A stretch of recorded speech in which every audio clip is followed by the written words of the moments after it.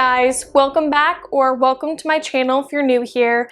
So as you guys can tell, if you're a returning subscriber, I've changed my background up a little bit.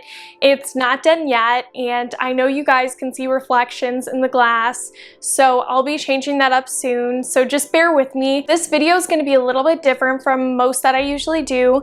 It's going to be more conversational because this is a more casual case.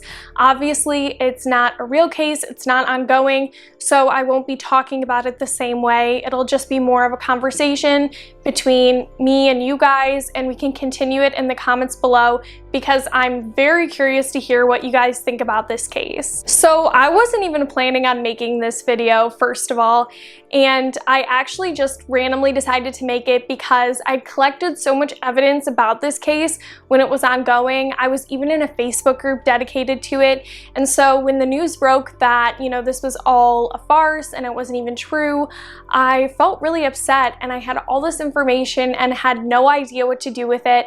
And as more and more of the information of the case started coming out, I couldn't take myself away from it, and I decided to compile it in this video for others of you who are following this case because a lot has come out, and I feel like it's a valuable lesson. You know, we can hopefully use this in the future to discourage people from making the same mistake because it is such a mistake. It wastes so many valuable resources and time that could be used for someone else. So with all of that being said, I'm just gonna kind of get into the case. So Hannah Potts is from Princeton, Indiana, and is 23 years old.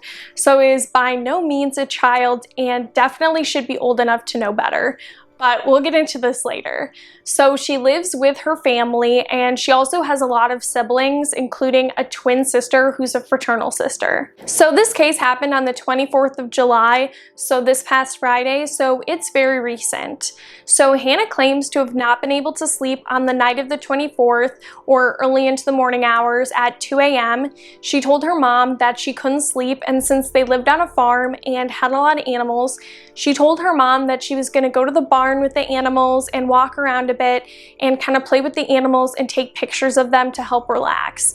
So she brought both of her phones. She had two phones and also a camera, and she brought those with her and said goodbye to her mom, and her mom went back to sleep. So it's important to note a few things about this. Firstly, she was saying she wanted to take pictures of animals at 2 a.m. when it was dark outside. Now, I don't live on a farm, I don't own any animals, unfortunately, so I don't really know how that works, but I found it very strange that she would want to take pictures at 2 a.m. when it's dark, when you can't even get a clear picture because, again, the animals are probably sleeping and there are no lights on. Also, the family lives on a very rural road where very few people pass, so with this kidnapping plot, someone would have to be planning to drive over there because very few cars would go in this area, and so it was very rare that someone would just stumble upon her, especially at that time of night. So this is where things start to get really strange if they weren't before. So at 6:09 a.m., Hannah actually posts to her Facebook page a pre-recorded video. Now, I've heard that this video was a Facebook Live, but it has since been confirmed that it wasn't. It was a message that she had left on her mom's phone and then posted on Facebook. I don't really know the logistics of that. It sounds kind of strange to me, but it isn't a Facebook Live. So she posted this on her Facebook page, this message, and I'll play it now for you guys because the whole call has been released. At first, only the first 4 minutes had been released, but now all of it has been. So I'm gonna play it here for you guys and get your feedback afterwards. Mom, are you there? Hello? Mom, if you can hear me, please say something. I really need to hear your voice. Something's happened. I was out taking those pictures of animals.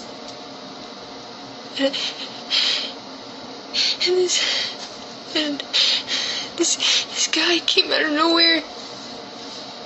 It was the same guy I saw yesterday morning in the maroon car. He grabbed me and he pushed me into a truck. Oh God, where is he gonna take me? Mom, please. Okay, think, Hannah, think. He's black. He's about Jerry's height. The Jerry I work with, and he's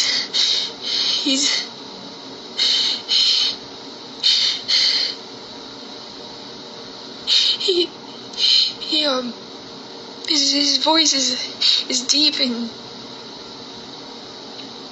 the way he called me baby girl just shivered down my spine. I don't like it. Please, Mom, if you're there, can you please just say something to me? I'm in a room. There's a little light, 4 walls, and okay. I don't think they know I have the phone, so you gotta tell the cops everything. That you gotta show them this video so maybe they can find me. And I don't know. What did he say? He said something about Ohio. Oh God, Mom, I love you. Tell Dad I love him too. Take care of Jinxie for me.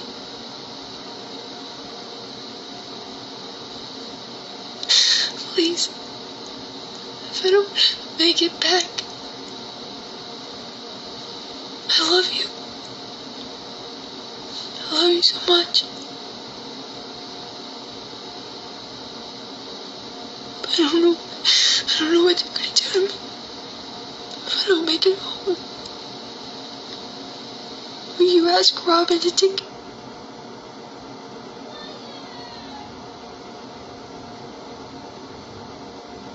care of Rico for me?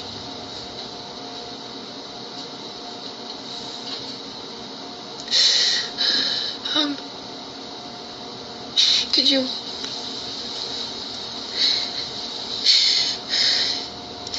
tell Robin to take care of Marvin too? Tell Gina I said thank you for everything she's done for me at work.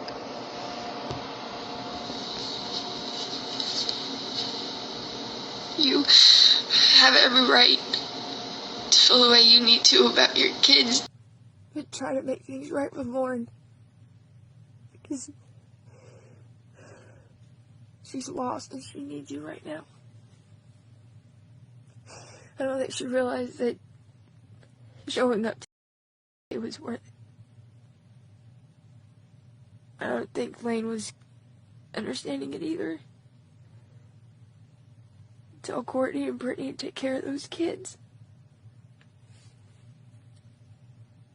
Tell them that Nana loves them. Maybe she'll see him again someday.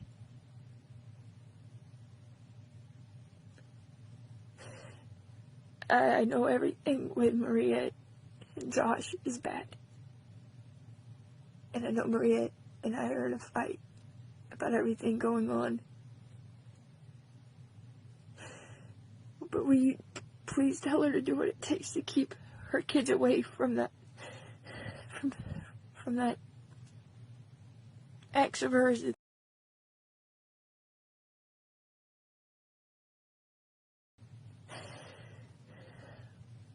Tell her I'm sorry. I didn't want to sound like I was accusing her of anything.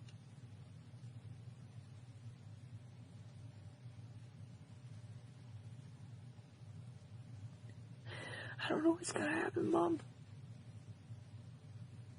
Love you. I should have listened more. I should have done what you were asking. I should have went walking.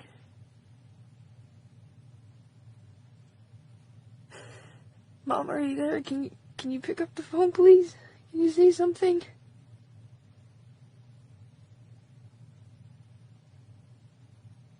Hello? Mom, please, I think I hear someone coming. Mom, I'm serious, I think somebody's coming. So as you guys can hear in this video, many people were very concerned right away when they heard it. I think anyone with any sympathy towards anyone would be concerned if they heard someone saying that they had been kidnapped. So naturally, this case spread like wildfire. The FBI got involved immediately because Hannah said that she was kidnapped by some man, he threw her in a trunk, and he is holding her in some random room. However, immediately after this audio leaked, a lot of people, especially in the Facebook groups that I'm in, were very suspicious of this call.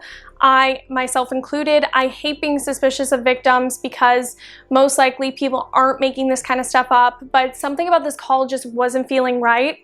First of all, Hannah says that she was kidnapped by a large black man, which first of all is a very harmful stereotype, and considering everything that's going on in our current political climate, for someone to say that, that's just so horrible and harmful, and especially, you know, knowing now that it's not true, that's just inexcusable.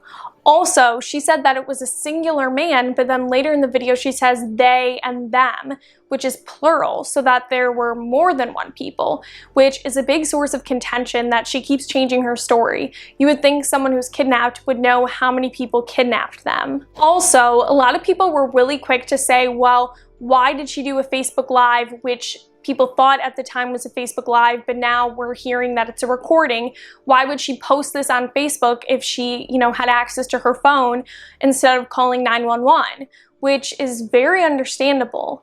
I mean, we don't know until we're in this situation what we would do personally, but it was a little bit strange. You would think that she would call authorities and report herself in because police can ping your phone and find your location and hopefully rescue you, and that would be a lot more helpful than just, you know, posting a video on Facebook.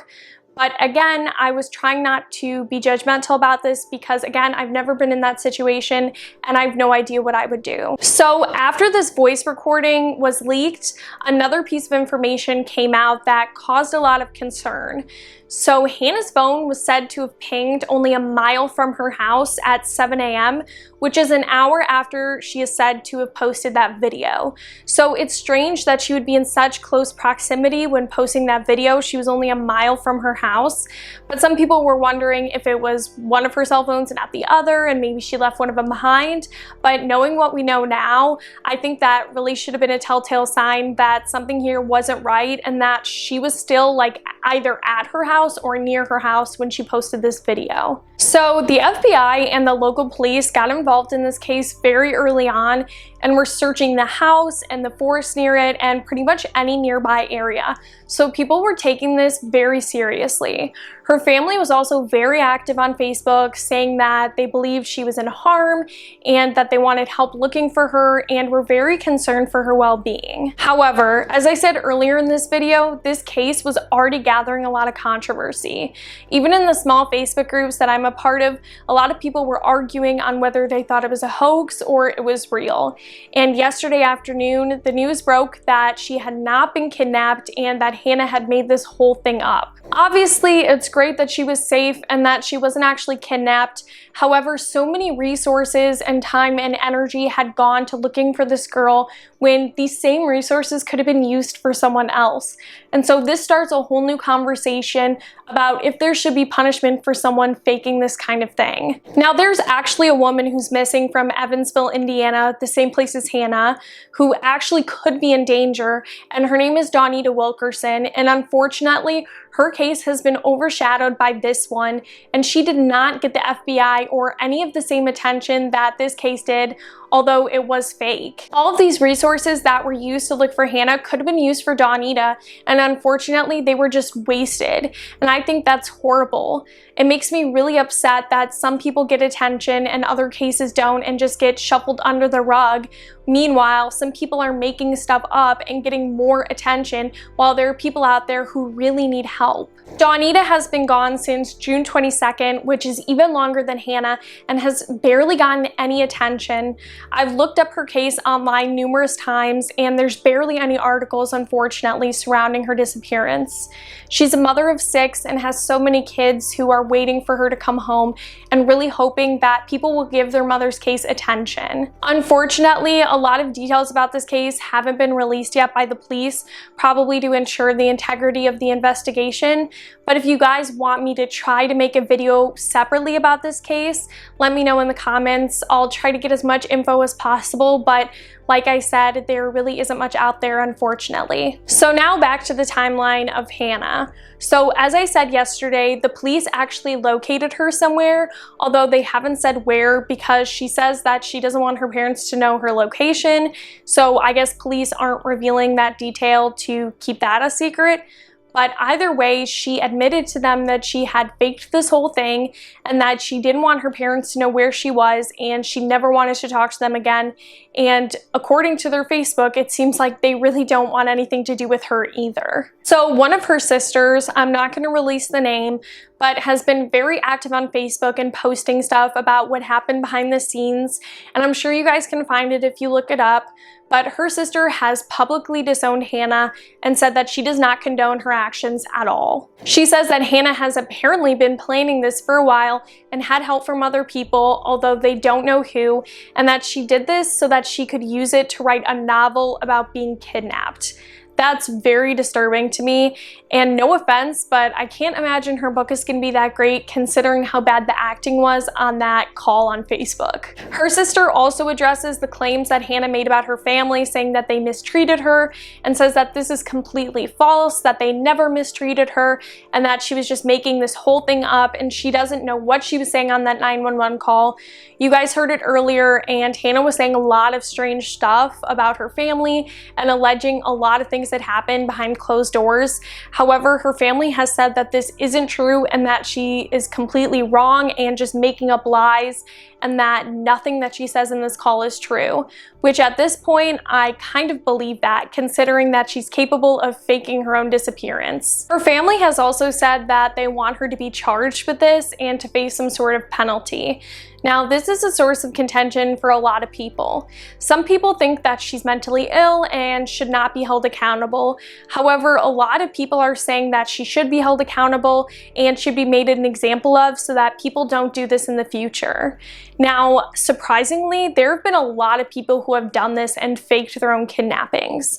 I've done some research in the past day or so looking into this, and I found some very disturbing stuff. 20-year-old Audrey Seiler did this same exact thing in 2004 and faked her own kidnapping. She was found 4 days later in a fetal position in a marsh. She was attending the University of Wisconsin-Madison and was apparently having a lot of personal problems at the time, such as a relationship falling apart, and she attributes this to that.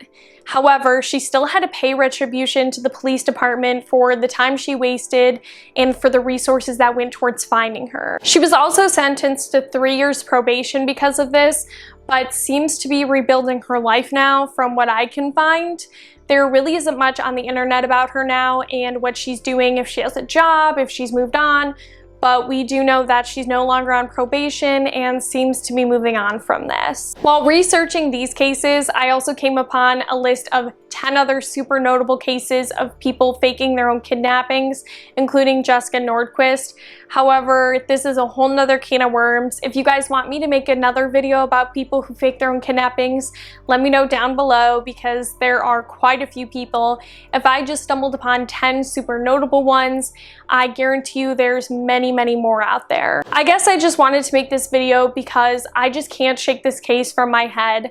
I was super invested in it at the beginning because I was concerned for this girl and, spent time looking over all of the information, and I know numerous other people did, as well as law enforcement, and it just turned out to be a hoax. I can't imagine how worried her parents were, and regardless of what their relationship was, if anything she said in the video was true, still I'm sure they were concerned, and it's not fair to do that to someone else. I'm hoping that she is made an example of and people won't try to do this in the future. I think that Hannah really needs to face some kind of penalties for her actions. She is 23 years old, she's older than me, and I definitely wouldn't do something like that. I just think that she really needs to face some kind of consequences for her actions and teach others that, you know, you can't do this, because if she gets off with it, you never know if other people will try to do this in the future. As we've seen, many people have done it in the past and it hasn't deterred people from doing it now. So I do think that there needs to be a harsher penalty for this, just because it wastes so much time and resources and it's not fair to other missing persons cases. Not to mention that Hannah said she was abducted by a black man, and so all of the black men in the area were searched thoroughly, unfairly after this, and I really think that she owes them an apology, because that's just disgusting and uncalled for. But anyways, I really want to hear what you guys think about this case. Let me know down in the comments below, and if you like this more casual format of videos where I just kind of talk about what's going on in crime news. I'm also definitely going to keep following this case to see what happens to Hannah, and I'll definitely update you guys if she's charged, or if she faces some sort of penalty, or if she comes out with that book that she's talking about. But thank you guys so much for watching this video. Be sure to like and subscribe and turn on the notification bell, and I'll see you guys in my next video. Bye!